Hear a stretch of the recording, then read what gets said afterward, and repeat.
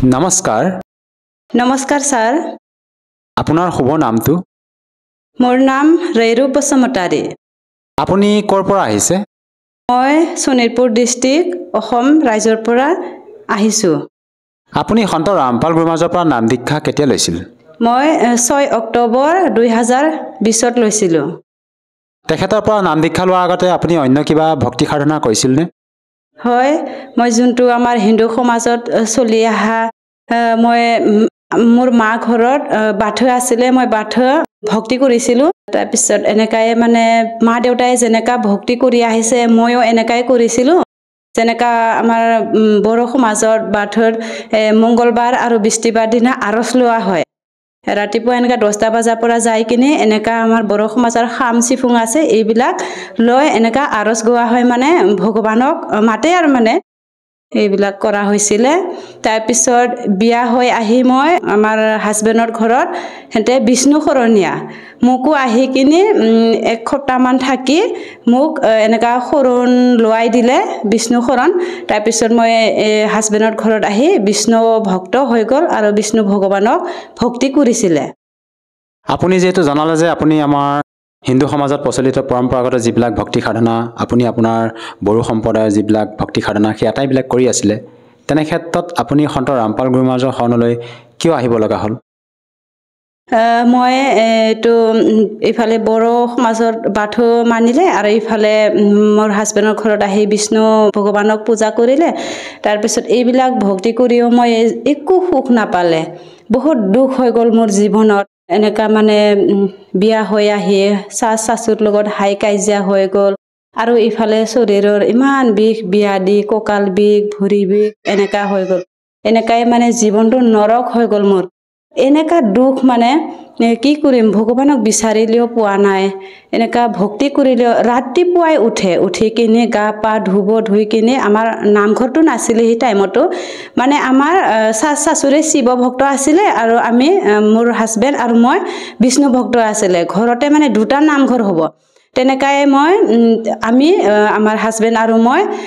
নামঘৰটো বনা নাছিলে যেতিয়া মা দেউতাই কিবা এটা হৈ যাব তেতিয়া আমি নামঘৰটো লম তাৰপিছত কি কৰিলো মা হেঁতেতো ইফালে শিৱ ভক্ত হেঁতে নামঘৰ আছে আৰু আমাৰ কি কৰি ললে আমি এটা তুলসী গছ আনি কিনে তাতে পানী ঢালে ৰাতিপুৱা উঠি গা পা ধুই চাকি বন্তি জ্বলাই তাৰপিছত ইমান বিষ্ণু ভগৱানৰ ওচৰত ইমান যে কান্দে মানে ইমান ঘৰত হাই কাজিয়া ইমান আপোনাক মাতিও কিয় পোৱা নাই আমি আপুনি ক'ত আছে এইবিলাক কয় বহুত কান্দে মানে ৰাতিপুৱা হৈ মা দেউতাৰ লগত অশান্তি হাই কাজিয়া সুখ নাই শৰীৰত কিহৰ কাৰণে হৈছে এইবিলাক বহুত এনেকৈ দুখ হৈ গল তাৰ পিছত এদিন মানে আমাৰ হাজবেণ্ডে আৰু এজন লোক আছে হেঁতে দুইজনে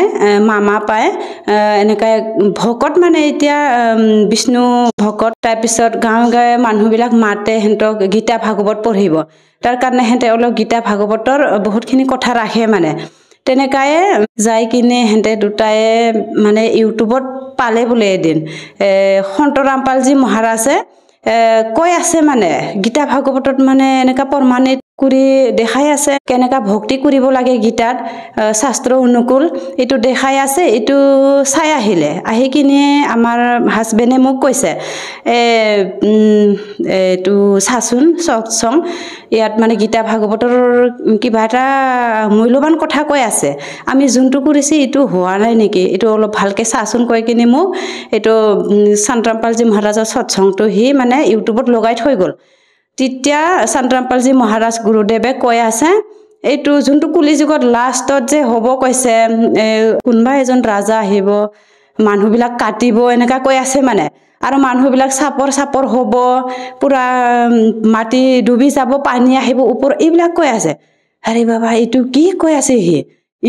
এতিয়া হৈ থাকক কথা কৈছে আৰু পিছত হ'ব বুলিও কৈছে কোন হয় এইজনো এনেকা মানে মই অলপ চাই আছো তথাপিও মোৰ দিমাগত সোমোৱা নাই মানে এইটো জ্ঞানটো মানে মই ধৰিবই পাৰা নাই কি কথা কৈ আছে এনেকা কৈ তাৰ পিছতে হেদিনা মই বৰখনো দিছিলে নেট পোৱা নাই থৈ দিলো থৈ কিনে পিছত আকৌ হি খুন্দিয়া আহি কিনে কৈছে মোক তো বোলে কিবা তাত মানুহবিলাক বোলে বহুত বেমাৰ আজাৰ ভাল হৈছে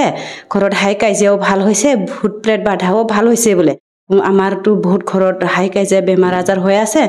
আপুনিও তাতে যাকচোন হাৰিয়ানাত বোলে তাত বোলে কিবা আছে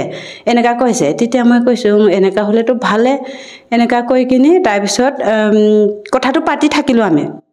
তাৰপিছত আকৌ হৈ গ'ল কিবা কিতাপ বোলে ফ্ৰী পায় অনলাইনত তাৰপিছত সেই জ্ঞান গংগা কিতাপ অৰ্ডাৰ কৰিলে অৰ্ডাৰ কৰি 3 দিন 4 দিন কমচে কম এক সপ্তাহ আহি পাইছো জ্ঞান গংগা কিতাপ তাৰপিছত আহি পাইছো মই ধৰিলো কিতাপটো ধৰি কিনে বাকলাবিলাক ফালি কিনে আৰু পৰমাত্মাক মানে এইটো মাথাত লগাই কিনে সেৱা কৰি মই এইটো কিতাপটো পঢ়িব ধৰিলো তাৰপিছত এনেকাই কিবা কিবি মানে একদম নাজানা নুশুনা কথা গম পাই গ'ল মানে এইটো কিতাপৰ জ্ঞান গংগাৰ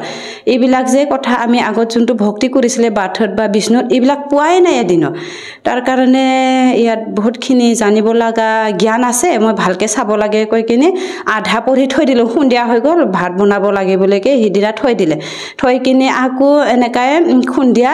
আৰু টিভি লগাই ললো সৎসং চাইছো সৎসংতো তাৰপিছত ইমানখিনি বুজিব পৰা নাই হিন্দীত দিছো তেতিয়া আছামিজ নাছিলে তাৰপিছত হিন্দীত চালো সৎসং ইমানখিনি বুজিব পৰা নাই তাৰপিছত লাষ্টত যেতিয়া ইণ্টাৰভিউ দিছে নহয় সেইদিনা ফাৰ্ষ্ট দেখিছো মই ইণ্টাৰভিউটো তাৰপিছত এজন মাতাজী কৈ আছে মোৰ এনেকা বেমাৰ আছিলে আৰু ঘৰত বহুত হাই কাজিয়া আছিলে মোৰ এইবিলাক এতিয়া বহুত ভাল হৈ গ'ল সন্ত ৰামপালজী মহাৰাজৰ চৰণত আহি এনেকা কৈছে তেতিয়া মই আৰু থাকিব নোৱাৰো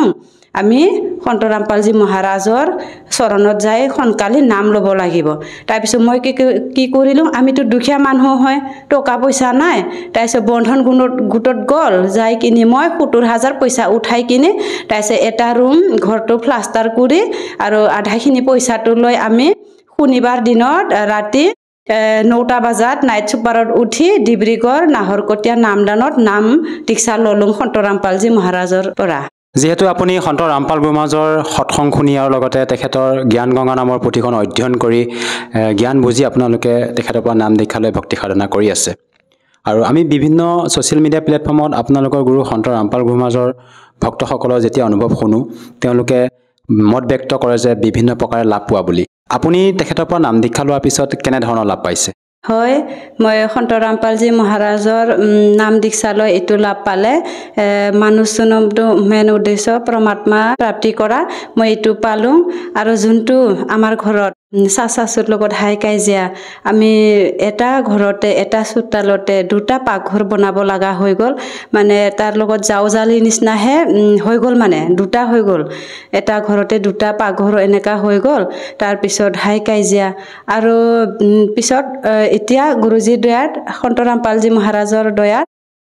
এতিয়া মা দেউতাও নাম ল'লে আমি একেলগে এটা ঘৰতে আমি সুখেৰে ভক্তি কৰি আছো আৰু নেক্সট আমাৰ ঘৰত যোনটো টকা পইচাৰ বহুত কমি আছিলে এইবিলাক কমি এতিয়া ইমান সহজতে ঘৰটো চলি গৈছে আমি গমেই নাপায় আগত যে কিমান কষ্ট আছিলে টকা পইচা নাতে মানে হাজিৰা কৰি লৈ আনিলেও নাতে কমি হয় তাতে আৰু মানে হাজবেণ্ড লগত এনেকা কাজিয়া হৈছিলে কিহৰ কমি এইবিলাক এনেকা ভক্তি কৰিও সুখ নাই এইবিলাক কথা লৈয়ে মানে বহুত কাজিয়া হৈছিলে সুখ নাছিলে মানে তাৰ পিছত আকৌ যোনদিনা আমি সন্ত ৰামপালজী মহাৰাজৰ চৰণত নাম দীক্ষা ল'ব যাব ওলাইছে সেইটো টাইমত আমাৰ ল'ৰাই মানে শিলি আছিলে সেই শিলি থাকোঁতে অলপ টিংটো কাটিলে মানে খুৰু ফাক আছিলে টিংটো তাতে কেনেকা ইমান ডাঙৰ যে কাটি গ'ল গমে নাপালো আমি আমাৰ ভগতজীয়ে এই প্লাষ্টাৰ কৰি আছিলে ঘৰতে মানে হাজিৰা লৈ মিস্ত্ৰী লৈ ইফালে ব্যস্ত আছিলে মই আৰু হেঁতক চাহ বনাই আছিলো তাৰপিছত সেই টিভি চাই শিলি আছিলে মানে ৰুমত চাইড ফালে তাৰপিছত টিং থৈ দিছিলো তাতে অলপহে ফাক আছিলে তাতে ইমান বেয়াকে কাটিলে তাৰ আঁঠুত তাৰপিছত যে আমি বহুত ভয় লাগিলে মানে কি হ'ব এতিয়া আমি যে ইমান দূৰত যাব ওলাইছে এটা ঠাইত এতিয়া কেনেকা যাম আমি তাৰপিছত ফাৰ্মাচীক ফোন কৰিলে আহি গ'ল এইটো ইমান ডাঙৰ কাটিছে আপোনালোকে এটা চৰকাৰী হাস্পতালত লৈ যা আৰু চিলাই আন এনেকা কৈছে কিন্তু আমাৰ হাতত টাইম নাই মানে এনেকা হাস্পতালত যাব কাৰণে এতিয়া সন্ধিয়া হৈ আহিছে আমি গা পা ধুই ভাত চাত খাই ওলাব লাগে মানে এতিয়া কি কৰিম তাৰপিছত আমাৰ মালিকে কৈছে আমাৰ হাজবেণ্ডে কৈছে নাই আজি নাযাওঁ আৰু নাম ল'বলৈ এনেকৈ কৈছে তেতিয়া ক'লোঁ নাই নহ'ব এইটোতো কি এইটো একোৱেই নহয় এই যোনটো যে আমি ইমান দুখ পাই আছে বেমাৰ আজাৰ অশান্তি হাই কাইজা এইবিলাক ইমান কষ্ট পাই আছে কিন্তু তাৰ চৰণত গ'লেহে এইবিলাক সুখ হ'ব বোলে এইটো একোৱেই নহয় বল কিবা এটা কৰিম কৈ কিনে তাৰপিছত এই ফাৰ্মাচীয়ে বিজি এটা দিলে বিষৰ বিজি এটা দি তাৰপিছত মলম লগাই মানে বেণ্ডেজ মাৰি থৈ গ'ল তাৰপিছত এনেকাই তাৰ ল'ৰাক কাপোৰ চাপোৰ পিন্ধাই আমিও ভাত চাত খাই ওলাই গ'ল ৰাতি এই কোনোটো ডাক্তৰ চাক্তৰত নিনিলে এই ফাৰ্মাচী অকল বিজি এটা দি থৈ গ'ল বিষৰ ইটোৱে তাৰপিছত এক ৰাতি যাব লাগে আমি 9টা বজাত উঠিব নাইট চুপাৰত তাৰপিছত উঠিলোঁ উঠি কিনে ভাবিছে এই পোৱালিটো ইমান বেয়াকৈ কাটিছে এতিয়া ৰাতি বহুত জ্বৰ উঠিব কিমান যে দিগদাৰ পাব এইবিলাক মানে ভিতৰে ভাৱনা আহিছে তাৰপিছত কি আচৰিত মানে এইটো চমৎকাৰ সি পোৱালি একো জ্বৰ নাই না কান্দা না কি একো নাই মানে ইমান আৰামত শুই গৈছে সি আমাৰ কোলাত আমি এনেকৈ এক ৰাতি গ'লে তাৰপিছত যেতিয়া নামদান চেণ্টাৰ পাইছে তেতিয়া পুৱা 9টা বাজিছে তাৰপিছত এই ল'ৰাই মানে এনেকৈ লেংৰাকৈ খোজকাঢ়ি আছে তাৰপিছত কি হৈছে অলপমান কাটিছে নেকি ভাবিছে তাৰপিছত বেণ্ডেজটো অলপ লেতেৰা হৈ গ'ল দাৱাই লগোৱাটো হালধীয়া তাৰ কাৰণে এইটো চেঞ্জ কৰি দে ফাৰ্মাচী এটা মাতিম এনেকৈ বিচাৰিছে মানে তাৰপিছত খুলিছোঁ খোলাত সেহেঁতেও মানে ভয় লাগি গৈছে মানে নামদান চেণ্টাৰৰ যোনটো ভকতমতী সেহেঁতেও ভয় লাগি গ'ল মানে কেনেকৈ আহি গ'ল আপোনালোকে ইমানখিনি ঘাটো লয় এইবিলাক কৈছে মানে তাৰপিছত আমি এইটো এটা বহুত লাভ পালোঁ পৰমাত্মাৰ চৰণত আহি এইটো আচৰিত কথা আপোনালোকে এজন সন্তৰ পৰা নাম দীক্ষা লোৱাৰ পিছতে বিভিন্ন প্ৰকাৰে লাভ পাইছে আপোনাৰ যিবিলাক শাৰীৰিক সমস্যা আছিলে আপোনাৰ পাৰিবাৰিক যিবিলাক সমস্যা সকলোৰ পৰা আপুনি পৰিত্ৰাণ পাইছে এইটো কেনেকৈ সম্ভৱ হয় সন্তৰাম পালজী মহাৰাজে বহুত পাৱাৰফুল মন্ত্ৰ দে এই মন্ত্ৰ আৰু যোনটো ভক্তি মৰ্যাদা দে এই ভক্তি মৰ্যাদাত থাকি এই মন্ত্ৰ জাপ কৰাতে আমি এইবিলাক লাভ পাব পাৰিছে আপুনি যিহেতু ক'লে যে আপোনালোকৰ গুৰু সন্ত ৰামপাল গুৰু মহাৰাজে পাৱাৰফুল মন্ত্ৰ প্ৰদান কৰে আপোনালোকক সেই পাৱাৰফুল মন্ত্ৰটো আপোনালোকৰ কোন শাস্ত্ৰৰ আধাৰত প্ৰদান কৰে আপোনালোক সন্তৰাম পালজী মহাৰাজে সকলো বেদ শাস্ত্ৰৰ পৰা এই পৰমাণিক মন্ত্ৰটো প্ৰদান কৰিছে আপুনি আৰু অন্য কিবা লাভ পাইছেনে হয় মোৰ পেটৰ বিষ গল ব্লাডাৰ আছিলে এইটো 16 mm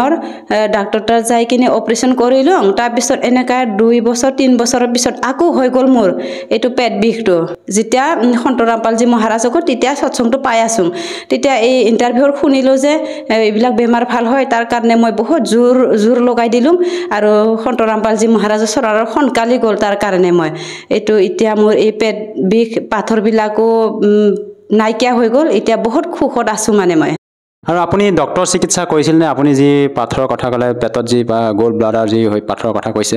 আপুনি ডক্টৰ চিকিৎসা কৰিছিল নে